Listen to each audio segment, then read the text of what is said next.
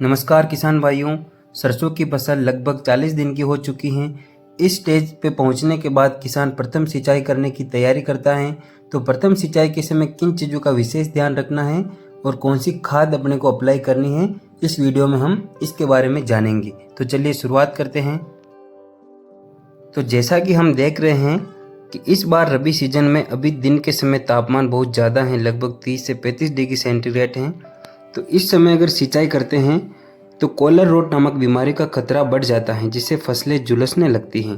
तो अपने को क्या करना है कि भूमि की नमी की गहराई मापनी है। अगर 4 से 5 सेंटीमीटर गहराई पहुंच गई है, अगर सूखा आ रहा है, तो अपने को सिंचाई करनी है और बिल्कुल लाइट सिंचाई करनी है।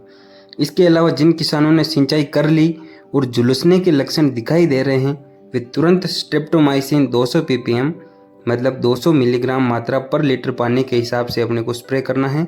और इसके साथ ही कार्बेंडाजिम नामक फफूंदनाशी का 2% घोल बनाकर छिड़काव करना है।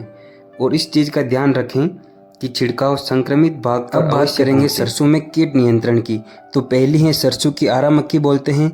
ये पत्तियों को 50% तक खा जाती हैं और कहीं कहीं 90% तक भी खा जाती हैं। और इसके प्रकोप वाले खेत में पत्ते जालेदार दिखाई देते हैं, मतलब जैसे कोई जाली लगा रखी हो। तो इसके नियंत्रण के लिए मिथाइल पैराथियोन 2% या मेलाथियोन 5% का बुरकाव करना है। दूसरा कीट है चेपा, जिसे मोइला भी बोलते हैं।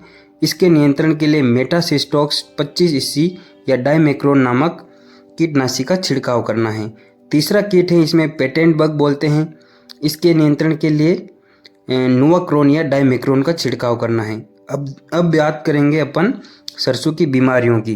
तो सबसे इसमें नुकसान पहुंचाने वाली जो बीमारी है उसको सफ़ेद रोली है, वाइट रस्ट बोलते हैं इसको।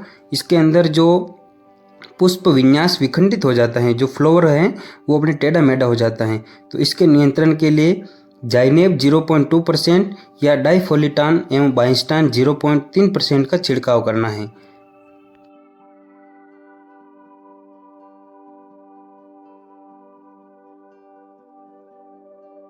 इसके अलावा 2 रोग और हैं, डाउनी मिल्ड्यू और पाउडरी मिल्ड्यू।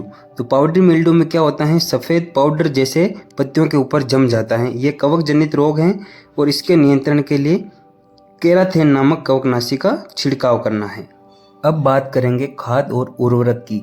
तो किसान भाइयों, 35 से 40 दिन बाद जब आप पहली बार सिंचाई करो तो उस सिंचाई के समय अपने को 100 लीटर पानी में 2 किलोग्राम यूरिया प्लस आधा किलोग्राम जिंक का घोल बनाकर छिड़काव करना है।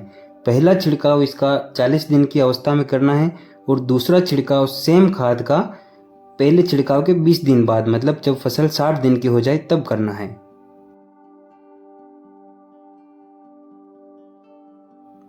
या फिर आप लगभग 30 kilogram urea plus 20 kilogram DAP और 2 किलोग्राम सल्फर प्रति एकड़ की दर से अपने को ब्रॉडकास्टिंग करनी है सिंचाई से पहले। इससे तेल की मात्रा बढ़ेगी, पाले से लड़ने में फसल को मदद मिलेगी, दाना चमकदार बनेगा और फसल में पीलापन भी दूर होगा।